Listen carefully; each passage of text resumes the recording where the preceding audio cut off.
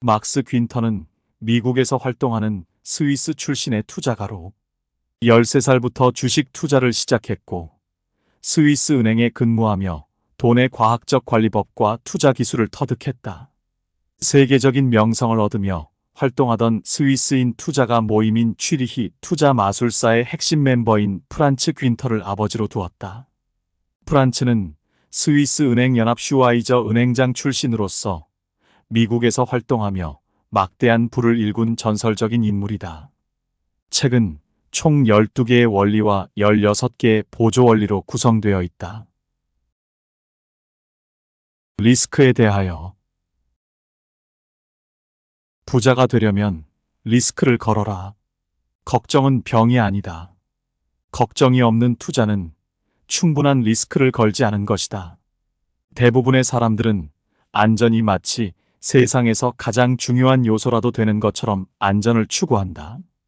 그것은 인간이 본능적으로 원하는 하나의 안도감이다. 정신적인 건강이란 무엇보다도 평온한 상태를 의미한다는 것이 근대 심리학이 내세운 전제이다. 의사들은 걱정은 해로움만 가져다 주는 것이니 멀리하라고 충고하며 가능한 한 우리를 안전 쪽으로 유도한다. 그러나 유능한 스위스의 투기가라면 누구나 우리 인생의 목표가 오직 걱정으로부터 벗어나는 것이라면 빈곤을 벗어나기도 힘들 것이라고 말할 것이다. 우리는 모험에 나서야 한다. 모험은 위험에 맞닥뜨려 그것을 뛰어넘으려는 행동이다. 위험과 마주하고 있을 때의 당신의 자연스럽고도 건강한 상태는 다름 아닌 걱정을 하는 상태다. 걱정은 인생의 최대의 기쁨과 결코 단절할 수 없는 관계에 있다. 걱정이 없는 인생은 들어왔다가 빠져나가지 못한 밀물처럼 잔잔하고 고요하겠지만 당신은 진정으로 그런 인생을 원한단 말인가? 모험은 리스크를 뛰어넘으며 얻을 수 있는 만족감을 가져다 주며 그런 이유로 모험은 우리에게 필요한 것이 된다. 모험은 인생을 살아가는 가치를 느끼게 한다. 모험을 원한다면 스스로를 리스크에 노출시켜야 한다. 선진국의 대부분의 은행들에서 예금의 안정성은 거의 보장된다. 그러나 이 방법으로는 당신의 재산에 어떠한 변화도 일으킬 수가 없다. 월급 역시 부자가 될 수 없는 돈이다. 절대로 불가능하다. 생활을 유지하기 위해 일에서 얻는 수입에 의존하고 있다면 당신은 기껏해야 인생에서 먹을거리를 구걸하지는 않을 가능성만을 갖고 사는 사람이다. 사실 그것마저도 보장되어 있는 것은 아니다. 기이하게도 대부분의 사람들은 일에서 얻는 수입으로 생활을 하고 남는 돈은 미래의 대비책으로 저축을 한다. 그런데 훌륭한 투기가가 되려면 어떻게 될까? 왜 투기에 대해서는 아이들에게 가르쳐주지 않는가? 프랭크 헨리의 경험에 근거한 법칙은 사람은 자산을 만드는 데 쏟는 에너지의 30%만 이를 통해 소득을 얻는 데 사용해야 한다는 것이다. 나머지는 투자나 투기에 사용되어야 한다는 것이다. 세상의 냉엄한 진실이 여기에 있다. 당신이 유복한 집안에서 태어나지 못했다면 대다수가 모여있는 가난한 계층에서 부자 계층으로 올라갈 수 있는 유일한 방법은 당신에게는 절대 유일한 희망은 리스크를 꺼는 일이다. 물론 이것은 긍정적인 결과만 가져오는 것은 아니다. 리스크를 걸면 큰 이익을 얻을 수도 있지만 큰 손해를 볼 가능성도 있다. 돈으로 투기를 하면 손실을 입는 경우도 발생한다. 당신은 부자가 되기 전에 먼저 가난뱅이가 될 수도 있다. 이 책이 가르쳐주는 돈의 원리를 터득하지 않아도 지금보다 더 가난해지라는 법은 없을 것이다. 하지만 원리를 배워두면 지금보다 부자가 될 가능성이 월등하게 높아지는 건 사실이다. 월가에 이름난 투기가들 대부분은 평소에 무언가를 걱정하는 상태야말로 우리 인생의 일부라고 잘라 말한다. 리스크와 걱정에 대한 이야기를 하면 투기가의 인생이 항상 낭떠러지의 가장자리에 서 있는 것처럼 들릴지도 모르지만 그렇지 않다. 몸서리 쳐지는 느낌으로 떨어질 때가 있는 것은 사실이지만 자주 그런 것은 아니며 있어도 오래 지속되지는 않는다.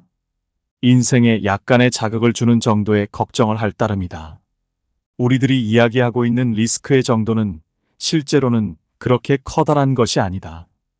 투자와 투기의 차이는 생각의 차이에 지나지 않는다. 그러나 실제로는 아무런 차이가 없다. 항상 솔직하게 말하는 제럴드 로브의 표현처럼 모든 투자는 투기다. 유일한 차이는 어떤 사람은 그것을 인정하고 어떤 사람은 인정하지 않을 따름이다. 제 아무리 품격이 있는 것처럼 들려도 리스크가 없는 투자는 세상에 존재하지 않는다. 항상 의미 있는 승부에 나서라. 잃어도 상관없는 돈으로만 투자하라는 말은 아주 오래전부터 전해 내려오는 문구다. 거의 모든 투기가가 스스로 증명해 왔듯이 이 전술은 매번 초라한 결과를 빚어왔다. 잃을 수 있는 금액이란 얼마를 말하는가? 대부분의 사람들은 잃어도 상처받지 않는 금액, 혹은 잃어도 재산에 큰 변화를 일으키지 않는 금액이라고 정의한다. 10달러나 20달러, 100달러 아니면 수천 달러. 이것이 대부분의 사람들이 잃어도 괜찮다고 생각하는 돈일 것이다.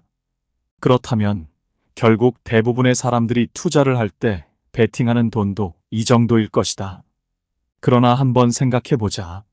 만약 1000달러를 베팅하여 그것이 2배가 되었다고 쳐도 당신은 여전히 가난한 상태다. 당신의 인생을 역전시킬 그야말로 유일한 방법은 승부를 거는 것이다. 실패하면 파산할 정도의 금액을 걸라는 말이 아니다. 상처받는 것을 두려워해서는 안 된다는 의미다. 금액이 적어서 잃어도 별탈이 없는 정도의 돈이라면 큰 이익도 기대할 수 없는 것은 당연하다. 투기를 한다면 상처받을 것을 마다하지 않는 자세로 시작해야 한다. 조금이라도 좋으니 당신에게 걱정이 될 만한 금액을 걸어야 한다. 당신은 일단 차근차근 시작해서 경험을 쌓은 뒤 충분히 자신감이 붙었을 때 금액을 늘리겠다고 생각할지도 모른다. 모든 투기는 스스로가 감당해낼 수 있는 리스크 허용도를 미리 헤아려 두어야 한다.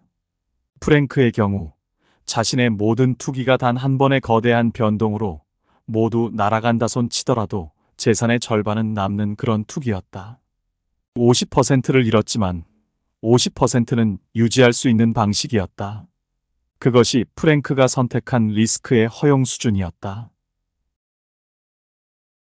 분산 투자의 유혹을 물리쳐라. 투자 세계에서는 가는 곳마다 사람들이 분산 투자를 외친다. 그런데 이 말이 얼마나 실속 없는 전략인지 조금만 따져보면 금방 알 수 있다. 투자 세계에서의 분산이란 돈을 나누어 투자하는 것을 의미한다. 이 3개의 큰 투자가 아니라 여러 개의 작은 투자를 하는 것이다. 분산의 목적은 안전성에 있다. 일반적으로 투자 조언에서 분산된 포트폴리오를 구성하라는 주장은 자산의 형성 이론 중에서도 가장 숭배되는 것 중에 하나다. 분산 투자는 리스크를 줄여주지만 그만큼 부자가 될 가능성도 덩달아 줄여준다. 대부분의 중산층 투기가는 투기 모험을 시작하기 위한 원금이 한정되어 있다. 가령 당신이 5,000달러를 갖고 있다고 하자. 당신은 그것을 불리고 싶다. 그럴 때 종래의 이론은 그것을 분산시키라고 말한다. 500달러씩 10개로 만들라는 것이다. 이는 당신의 돈을 모든 위험으로부터 차단하여 안전하게 보호해준다. 그런데 문제는 부자가 될 가능성까지도 차단해버린다는 데 있다. 분산 투자에는 3가지 중대한 결함이 있다. 첫째, 언제나 의미 있는 승부에만 나서라라는 가르침에 위배된다. 만약 당초의 원금이 그다지 크지 않은 것이라면 분산 투자는 상황을 한층 약화시킨다. 분산 투자를 할수록 당신의 투기는 작고 작아진다. 극단적인 분산 투자를 해보면 알 수 있다. 소액의 돈은 아무리 크게 불어나도 시작할 때의 상태와 크게 달라지지 않는다. 즉, 당신은 여전히 가난하다는 말이다. 둘째, 분산 투자는 이익과 손실이 결국 상쇄되는 상황을 만든다. 당신은 결국 스타트 지점, 즉 포인트 제로에 도달한다. 셋째, 분산 투자는 공중에 떠 있는 수많은 공을 어떻게든 유지하려는 저글러로 만든다. 저글러가 공중에 수많은 공을 띄워놓고 그 중에 절반이 엉뚱한 방향으로 새나간다면 창피를 당하지 않고 사태를 수습할 가능성은 매우 낮다. 이런 곤란한 지경에 처했을 때 특히 초보 투기가들에게 나타나는 가장 흔한 현상은 공포심으로 아무 행동도 취하지 못하는 것이다. 분산 투자의 이런 세 가지 중대한 결함을 안전이라는 단 하나의 이점으로 무마하려 한다면 도무지 훌륭한 전략이라고 느껴지지는 않을 것이다. 경험에 비춘 나의 개인적인 법칙은 한 번에 4개 이상의 투기를 하지 않는 것이다. 보통 나는 3개 이하로 압축하고 때로는 하나일 때도 종종 있다. 그 이상이 되면 집중력이 떨어진다. 이것은 주로 개인적인 취향이나 사고방식의 문제다. 만약 당신이 훨씬 많은 투자처를 효율적으로 관리할 수 있다면 그렇게 하면 된다. 단지 분산이라는 명분을 위해서 분산 투자를 하려고 한다면 그것은 그만두는 게 좋다. 투기에 관한 한 돈을 베팅해도 좋을 만큼 당신이 순수하게 매력을 느끼는 곳에만 돈을 걸어야 한다. 포트폴리오를 분산시킨다는 이유만으로 무언가를 구입해서는 안 된다는 말이다. 달걀을 한 바구니에 담지 마라가 초보자가 신봉하는 격언이라면 월가에서는 모든 달걀을 한 바구니에 담아라. 그리고 그것을 지키라고까지 말한다. 이는 성공률 높은 투기가들 사이에서 암암리에 지켜온 원칙 중에 하나다. 예측에 대하여 예측가의 오류에 휘둘리지 마라. 돈의 세계는 한 수도 예측할 수 없다. 돈의 미래를 장담하는 말에는 항상 경계를 늦추지 마라. 경제를 예측하는 사람들까지도 장래를 내다보는 눈이 우리와 별반 다를 게 없다. 그런데 그들의 말에 귀를 기울이는 이유는 도대체 무엇일까? 우리는 일말의 의심도 없이 그런 예측을 받아들인다. 왜냐하면 미래를 내다본다는 것은 인류가 생존해 오는 동안 필사적으로 갈구했던 목표 중에 하나였기 때문이다. 만일 내일의 주가를 오늘 알 수 있다면 당신은 부자가 될 것이다. 그래서 사람들은 언제든지 누군가가 나서서 장래에 벌어질 일이라고 늘어놓는 말에 존경의 마음으로 귀를 기울이는 것이다. 얼마 지나지 않아 그런 말들은 대개 엉터리 이미 밝혀진다. 실제로 모든 사람이 내년은 고사하고 다음 주나 내일 당장 무슨 일이 일어날지 전혀 모른다고 말해야 옳다. 당신이 투자와 투기로 성공을 하고 싶다면 남의 예측에 귀를 기울이는 습관부터 버려야 한다. 경제학자나 시장 분석가 등 이른바 금융 전문가라는 사람들의 말을 결코 신중하게 받아들여서는 안 된다는 점을 기억할 필요가 있다. 물론 그들이 옳을 때도 있지만 그런 만큼 그들은 위험하다. 그들은 몇 년에 걸쳐 예측 비즈니스에 종사해 왔기 때문에 어쩌다 맞춘 2~3번의 예측을 자랑 삼아 이야기할 것이다. 모두 대단하다고 생각할 것이다. 그러나 결코 예측가의 평판으로 거론되지 않는 것이 바로 그들의 나머지 빗나갔던 예측 건수들이다. 모든 전문가들이 기본 룰을 확실하게 파악하고 있다. 그들은 모두 빈번하게 예측을 하고 자신의 예측에 대한 결과를 아무도 면밀하게 따지고 들지 않기만을 기도한다. 유명한 예측가에게 현혹되는 일은 간단하다. 미래를 꿰뚫어보는 초능력에는 최면적인 매력이 있기 때문이다. 돈의 세계에서는 더욱 그렇다. 수년에 걸쳐 몇 가지 들어맞는 예측을 한 예측가는 터무니없이 많은 신봉자를 매료시키고 신봉자의 수가 늘어남에 따라 예측가의 예측은 저절로 실현되어 가는 경우까지 만들어내게 된다. 물론 예측가는 때로는 옳은가 하면 때로는 그르다. 엄밀히 말하면 후자가 훨씬 많다. 결론은 그런 예측이라는 게 그다지 탁월한 것이 못 되고 예측가의 말을 들어도 이익을 내지 못한다는데 문제가 있다는 말이다. 돈의 원리는 돈의 세상을 대상으로 하며 인간사를 다루는 것이다. 인간의 일은 어떤 방법으로도 어느 누구도 절대로 예측할 수가 없다. 돈의 세계의 예측가가 빠지기 쉬운 함정 중에 한 가지는 인간의 행동을 대상으로 한다는 사실을 잊어버리는 것이다. 현실에서 돈에 관한 모든 현상은 인간의 행동의 발현이다. 예를 들어 주식 시장은 인간의 감정을 거대한 엔진으로 삼아 움직인다. 주가가 상승하고 하락하는 원인은 사람들의 행동과 생각과 느낌에 있다. 특정한 기업의 주가가 상승하는 것은 회사의 결산이나 장래성이 객관적으로 좋아서라기보다는 사람들이 장래성이 밝을 거라고 생각하기 때문이다.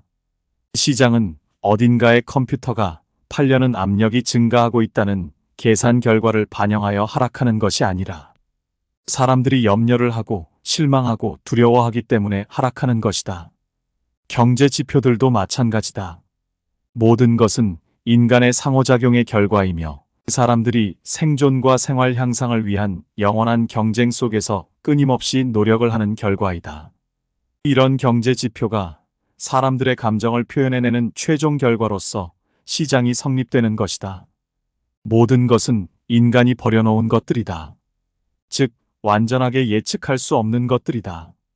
스위스 은행가가 가르쳐주는 돈의 원리가 설명하듯이 사람들의 행동은 예측할 수 없다. 돈의 세계에 관한 예측이 모든 인간의 행동들에 관한 것인 이상 그런 예측을 신중하게 받아들일 필요는 없다. 성공하는 투기가는 앞으로 일어나리라고 예상되는 일을 두고 행동하는 대신 확실하게 일어난 일에 대해서만 대응을 한다. 해당 시점에서 실제로 문제가 벌어져서 눈에 확실하게 보이게 된 사건에만 즉각적인 반응을 나타내라는 뜻이다. 이것을 기본으로 투기에 나서야 한다. 투자를 결심하고 돈을 건 이상 당신은 장래가 밝으리라고 기대를 품을 것이다. 당신은 그런 기대를 아마도 신중하게 조사하고 깊이 생각한 끝에 품었을 것이다. 돈을 투자하는 행동은 어떤 종류의 예측에 해당한다.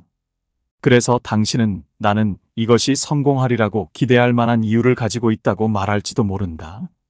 그러나 그것을 금리가 떨어지고 있으니 이 투자는 성공할 운명에 있다는 식으로 예언가의 신탁 같은 절대적인 것으로 간주해서는 안 된다. 자신이 잘못 베팅했을 가능성으로부터 눈을 돌리지 말라는 뜻이다. 만일 투기가 성공하여 계획했던 목표까지 차분히 접근해 가고 있다면 그 상태에 당분간 머물러도 좋다. 그러나 모든 예측가가 약속을 했음에도 불구하고 투기가 제대로 풀리지 않는다면 한시라도 빨리 그곳에서 벗어나야 한다. 패턴에 대하여 돈에서 질서를 찾지 말라. 카오스의 생명은 무질서다. 카오스에 질서를 부여하는 순간 우리는 위험에 빠진다. 예일 대학의 저명한 경제학 교수였던 어빙 피셔는 주식시장에서 큰 돈을 벌었다. 그의 더할 나위 없는 학문적 신용과 투자 수완에 감탄하여 사람들은 조언을 구하며 구름처럼 몰려들었다. 주식은 영원한 상승을 이어갈 것이라고 그는 강한 어조로 주장했다. 그런데 공교롭게도 얼마 지나지 않아 5월간은 사상 최악의 주식 폭락에 휩싸였고 그는 결국 파산을 했다. 그런 것이다. 금융 문제를 비롯해 인간과 관련된 세계에서 질서정연한 디자인을 도출해냈다고 생각하는 순간 당신은 위험에 내몰릴 수 있다. 피셔 교수는 그동안 자신이 현명했기에 시장에서 승리해왔다고 확신했겠지만 그는 단지 운이 좋았던 것뿐이었다. 그는 카오스의 중심에서 질서 있는 패턴을 발견했다고 생각하며 돈 버는 공식과 전략을 개발할 수 있을 거라고 확신했다. 그리고 마침내 그런 공식과 전략을 개발해냈다고 믿었다. 운명은 그를 잠시 호황의 파도에 실어 즐거움을 선사한 후 멀리 내팽개쳐버렸다. 수년간 그의 질서에 대한 환상은 현실에서 정당화되는 것처럼 보였다. 그것 봐라. 그는 말했다. 내가 말한 대로다. 주식시장은 내 계산대로 움직인다. 그러고 나서 밑이 훌러덩 빠져버렸다. 그의 질서에는 환상이 배어 있었다. 일련의 행운이 끝을 맞이하고 있을 때 피셔 교수는 준비가 되어 있지 않았다. 그 자신을 비롯해 잘못된 방향으로 인도된 수많은 투자가들이 하수구로 내동댕이 쳐졌다. 피셔 교수가 걸려든 질서의 환상이라는 덫에 수많은 투자가들이 함께 걸려들었다. 이 덫은 앞으로도 계속적으로 투자가와 투기가와 갬블러들을 빠뜨릴 것이다. 돈은 냉담하고 합리적이며 도리에 맞는 분석과 조작에 순응한다. 만약 당신이 부자가 되고 싶다면 건전하고 합리적인 방식을 발견해내기만 하면 될 것처럼 보인다. 다시 말해 공식이다. 누구나 이런 공식을 찾고 있지만 안타깝게도 그런 공식은 존재하지 않는다. 진실이라면 돈의 세계에는 패턴이 없으며 무질서와 혼돈만이 있을 따름이라는 사실이다. 패턴은 간혹 구름 낀 하늘이나 바다에 있는 파도 거품 속에서 나타날 것처럼 보인다. 그러나 그것은 순식간에 사라지는 것들이다. 항상 매혹적으로 피셔 교수와 같은 현명한 사람들을 유혹한다. 그러나 정말로 현명한 투기가는 그것의 실체를 인식하고 무시해버린다. 이것이 교훈이다. 가장 중요한 원리인지도 모르겠다. 이것은 황제의 원리라 불러도 좋을 것이다. 투자 조언을 읽거나 들을 때는 반을 흘려버리는 게 상책이다. 대부분의 투자 자문은 상품을 팔기 위해 어떤 종류의 질서 있는 환상을 준비한다. 환상 자체가 그들의 상품인 것이다. 비참하게 패배한 경험이 있거나 무지와 공포로 투자 기회를 놓쳤다고 생각하는 삼류 투기가는 모든 사람들이 다 그렇겠지만 돈을 벌기 위해 최선의 질서 있는 방법을 가르쳐주는 투자 자문에게 몰려들 것이다. 그러나 모든 투자 자문을 회의적으로 바라보지 않으면 안 된다. 그들이 보다 냉정하고 은행가처럼 보이면 보일수록 그들을 추종해서는 곤란하다.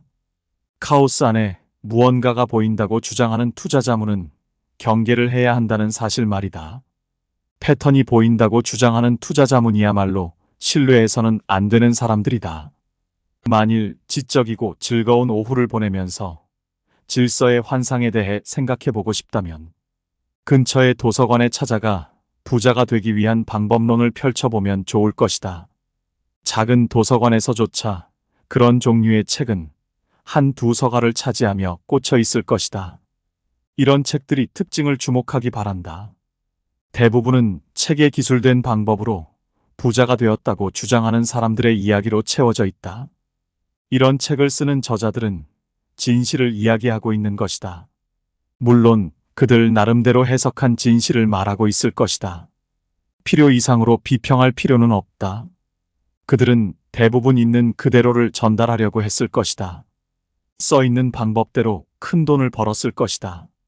그러나 우리는 그런 저자들의 질서의 환상에 이용을 당하지는 않을 것이다.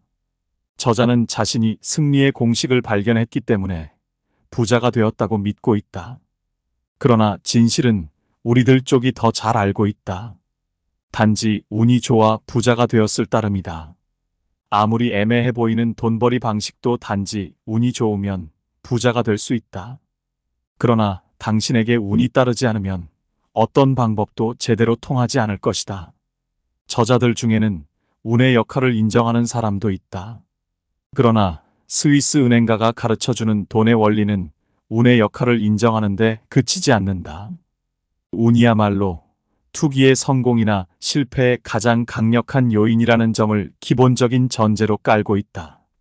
돈을 둘러싼 환경이 변하면 작년에 잘 통하던 공식이 올해도 제대로 통하리란 보장은 어디에도 없다. 또한 당신 주변 사람에게 성공적이었던 공식도 그 공식을 성립시키는 변수는 무작위로 발생하는 사건들의 조합으로 달라지는 것이어서 당신에게도 성공적일 거라고 단정할 수는 없다. 운의 중요한 역할을 무시한 공식은 결코 신뢰할 수 없다는 사실만이 현실이다. 역사가들의 함정에 주의하라. 역사가의 덫은 특히 정연해 보이는 환상이다. 그것은 옛날부터 존재해온 것으로서 역사는 되풀이된다는 식의 전혀 근거 없는 확신을 기초로 하고 있다. 역사가 때로는 반복되는 일도 있지만 그런 반복은 그다지 빈번한 일이 아니며 어느 쪽도 당신이 거기에 신중하게 돈을 벌 만큼 충분히 신뢰할 수 있을 정도로 재현되지는 않는다. 차트 분석의 현상에 주의하라. 그래프 용지에 선을 긋는 일은 효과적이기도 하지만 위험하기도 하다. 숫자의 변화를 좀 더 선명하게 관찰하기 위한 것이라면 차트는 매우 편리하다. 그러나 그것이 실제보다도 더 확실하고 경이로워 보일 때에는 매우 위험하다. 시세가 기대대로 움직이지 않으면 그는 자신을 책망하기도 할 것이다. 그가 후회를 하는 것은 자신이 패턴을 충분히 발견해내지 못한 데 대한 후회이다. 그는 오직 찾아야 할 패턴만 찾아낸다면 차트로 시세를 얼마든지 예측할 수 있다고 생각하는 것이다. 그는 모든 설명 중에서도 가장 단순한 설명, 즉 주식 시장에는 패턴이 존재하지 않는다는 사실을 믿을 수가 없다. 패턴은 거의 반복되지 않으며 적어도 예측 가능한 범위 내에서는 반복되는 일이 없다. 주가를 차트로 그리는 것은 바다에 있는 파도의 거품을 차트로 표현하는 것과 마찬가지다. 각각의 패턴은 한 번 나타나면 그것으로 끝이다. 완전한 우연으로 그것을 다시 볼 수도 있다. 그러나 다시 나타나더라도 아무런 예견도 보내주지 않기 때문에 전혀 의미가 없다. 차트의 마술에 넘어가지 말아야 한다. 차트의 선이란 심지어 무질서한 카오스를 묘사할지라도 항상 기분 좋고 질서정연하게 보이는 법이다. 인생은 결코 직선으로 위로만 향하지 않는다. 어른들은 모두 그 점을 알고 있다.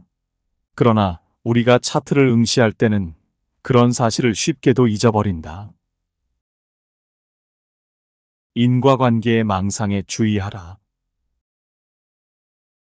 둘이나 그 이상의 사건이 근접하여 발생하면 우리는 이들 사건이 서로 연관되어 있다는 논리가 받아들이기 수월하기 때문에 복잡한 우연의 관계를 조립하여 연관을 시킨다. 그것이 너무나 위험한 일인데도 너무 늦어서 손을 쓸 수 없을 때까지 대개 우리는 알아차리지 못한다. 어떤 원인이 작용하고 있는지 실제로 확인을 하지 않는 한 모든 가정은 최대한 의심을 하며 덤벼야 한다. 몇 가지 사건이 동시에 일어나거나 서로 전후하여 발생하는 상황에 직면해도 확고한 증거가 없는 한 그것은 우연의 결과라고 생각해야 한다. 항상 카오스를 상대하고 있다는 사실을 기억해야 한다. 그 원리가 가르쳐 주듯이 카오스는 질서 정연해 보이지 않는 한 위험하지 않다. 돈의 세계에서는 너무나도 많은 사람들이 질서가 있는 패턴을 필사적으로 추구하기 때문에 월가와 같은 곳은 언제나 이런저런 인과관계를 암시하는 아이디어들로 넘쳐난다. 직관에 대하여 설명할 수 있는 직관은 의지에도 좋다. 그러나 설명할 수 없는 직관은 단순한 희망이다. 희망과 직관을 혼동하지 말아야 한다. 여론에 대하여 큰 이익을 원하거든 다수의 의견을 무시하라. 대중의 논리는 상식적이지만 부자의 원리는 아니다. 돈의 세계에서 다수의 생각은 대부분 오류다. 사물을 회의적으로 바라보는 차원에서 데카르트를 따를 자는 없다. 데카르트는 스스로 검증을 하기 전까지는 어떤 것도 믿기를 거부했다. 그것이 그가 도박사와 투기가로 성공할 수 있었던 이유 중에 하나였다. 복잡한 상황 속에서도 데카르트가 되풀이한 말은 도박에서 이기는 비결은 스스로가 납득할 수 있을 때까지는 다른 사람의 의견은 무시하라는 것이었다. 자칭 전문가라는 사람들이 주장하는 진실을 의심하고 다수의 의견에 동조되지 말라는 뜻이었다. 어떤 어려운 문제를 놓고 벌이는 투표는 한낱 무의미하다. 진실은 사람 수에 있는 것이 아니며 대개 몇 안 되는 사람들에 의해 발견되어 왔다. 현대와 같은 민주적인 시대의 민주국가에서 사는 우리들은 다수의 의견을 비판 없이 받아들이는 경향이 있다. 많은 사람들이 그렇다고 말하면 그래 알았어라고 곧바로 수용한다. 우리의 사고가 떠밀려 움직이는 것이다. 사람들 중에 약 75%가 믿고 있으면 거기에 반문을 하거나 의문을 던지는 행위는 모독에 가까운 태도였다. 데카르트를 배워라. 그는 항상 반문하고 의문을 제기했다. 다수의 의견을 순순히 받아들이는 자세는 자산 운용에도 영향을 미친다. 우리는 경제학자나 은행과 증권회사, 투자자문 등 전문가뿐만 아니라 다수의 의견에도 귀를 기울인다. 그런데 바로 이런 태도가 우리에게 높은 비용을 지불하게 만든다. 데카르트의 말처럼 진실은 많은 사람에 의해서가 아니라 몇 안 되는 사람에 의해 발견되어 왔기 때문이다. 다수가 옳을지도 모르지만 그렇지 않을 가능성도 높다. 무엇보다 다수의 주장이 진실이라고 추측하는 습관을 던져버려야 한다. 답은 자신이 만들어내야 한다. 스스로의 결론을 이끌어내야 한다. 투자의 유행을 따르지 말라. 매입해야 할 최고의 시기는 아무도 그것을 원하지 않을 때다. 다수의 의견은 투자 대상과 투자 시기를 결정할 때 특히 성가시다. 현명한 많은 투자자가 다수의 생각에 떠밀려 손해를 볼 경우가 있다. 주식을 사는 최적의 타이밍은 언제인가? 물론 주가가 쌀 때일 것이다. 그리고 주식을 팔아야 할 최적의 시기는 당연히 주가가 높을 때이다. 그런데 언뜻 보기에 너무나도 단순한 이 공식을 행동으로 옮기기가 얼마나 어려운지에 대해서는 어른이 될 때까지도 배우지 않는다. 사실 그것은 대단히 어렵다. 왜냐하면 다수의 생각과는 반대로 행동해야 하기 때문이다. 일반적인 원리의 차원에서 볼 때 주식처럼 가격이 변동하는 투기 대상은 많은 사람들이 구매할 가치를 못 느끼면 가격이 떨어진다. 상대적인 매력이 없어 보이면 주가는 더 크게 하락한다. 위대한 패러독스는 사야 할 때는 다수의 사람들이 사지 말라고 할 때라는 사실이다. 파는 타이밍은 정반대다. 많은 구입자가 강하게 원하고 있을 때는 투기 대상의 가격이 상승한다. 누구나가 달라고 아우성되면 당신은 한쪽 귀퉁이에 조용히 앉아서 웃돈 내고 가져가라고 말하면 된다. 돈을 번 투기가는 대중의 말을 무시하고 스스로 판단하여 행동한 사람들만이었다. 당연하지만 주변의 모두가 노라고 외칠 때 혼자만 예스를 선택하기는 너무도 어렵다. 투자가들은 그것이 가장 까다로운 문제라는 것을 알고 있다. 다수 의견은 투자가의 옳은 선택을 항상 방해한다. 다수를 상대로 논쟁을 펼치기는 지극히 힘들다. 눈앞에서 확인할 수 있는 문제에 대해 토론을 벌일 때도 마찬가지다. 하물며 입증할 수 없는 대상에 관해서라면 말할 것도 없다. 돈의 세계에서 대부분의 문제는 후자 쪽이다. 대중이 틀릴 때가 많지만 그렇다고 언제나 그런 것은 아니다.